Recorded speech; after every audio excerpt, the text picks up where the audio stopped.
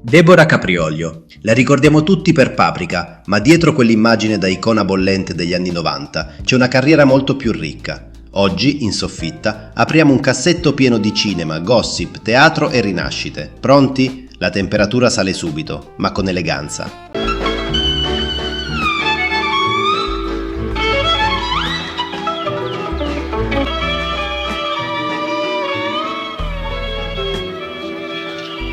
Ma io a te ti conosco.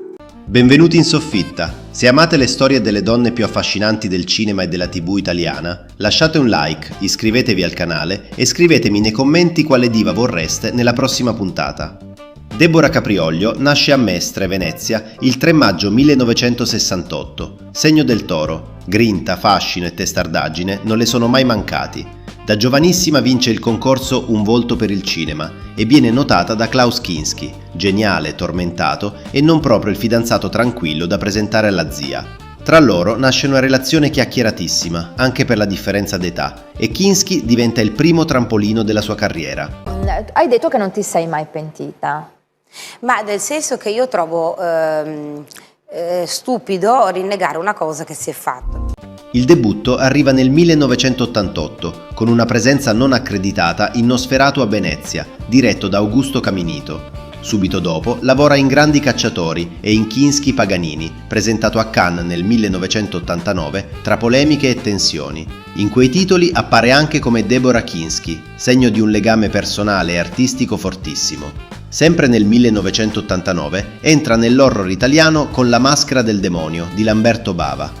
Prima di diventare simbolo di sensualità, Deborah passa quindi da atmosfere gotiche e inquietanti. Dettaglio interessante, perché la sua carriera non nasce già chiusa in un'etichetta.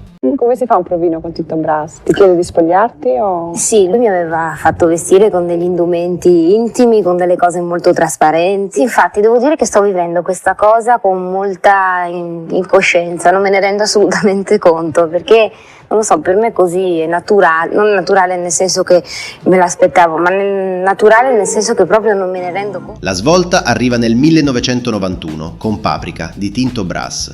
Qui Deborah diventa un fenomeno. Il film la impone al grande pubblico e la trasforma in una delle presenze più riconoscibili del cinema erotico italiano degli anni 90. Il suo personaggio è sensuale, provocante, teatrale. Brass la filma come una diva d'altri tempi, fatta di sguardi e malizia da manuale. È il suo modo di fare. In fondo, l'ha detto solo per farmi un complimento. Beh, lo ha fatto anche a me.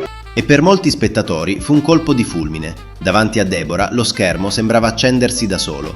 Ma Caprioglio non resta ferma lì. Nel 1992 gira Spiando Marina, thriller sensuale diretto da Sergio Martino, e partecipa a Saint-Tropez di Castellano e Pipolo, commedia corale vacanziera. Devi amarla molto, non è vero? Forse io non sono mai stato capace di amare veramente. Mi contentavo di quello che possedevo e volevo sempre di più. Poi arriva il cambio di passo. Nel 1994 Francesca Archibugi la vuole in Con gli occhi chiusi, tratto dal romanzo di Federico Tozzi. Deborah interpreta Ghisola e si allontana dall'immagine puramente seducente, entrando in un registro più drammatico. Seguono Storie d'amore con i crampi di Pino Quartullo e Albergo Roma di Ugo Chiti. Dopo quel periodo sceglie soprattutto il teatro, ed è importante perché il palcoscenico non perdona. Lì non bastano bellezza e magnetismo, servono voce, ritmo, presenza. Lavora con Mario Scaccia, Franco Branciaroli, Mariano Rigillo e Corrado Tedeschi, lontano dal cliché della diva da copertina. Intanto arriva anche la televisione. Nei primi anni 90 conduce Sapore di mare e Conviene far bene l'amore. Nei 2000 diventa ospite fissa e poi co-conduttrice a Buona Domenica con Maurizio Costanzo. Nel 2007 partecipa all'Isola dei Famosi, arrivando seconda, e appare anche in Crimini, I Cesaroni e Questo nostro amore 70. Deborah non sparisce, cambia strada, cambia ritmo, ma resta in scena. E adesso apriamo il cassetto dei retroscena. La storia con Klaus Kinski resta una delle più discusse della sua vita. Lui nato nel 1926, lei nel 1968, un divario enorme che fece parlare giornali e pubblico. Fu un legame intenso e complesso.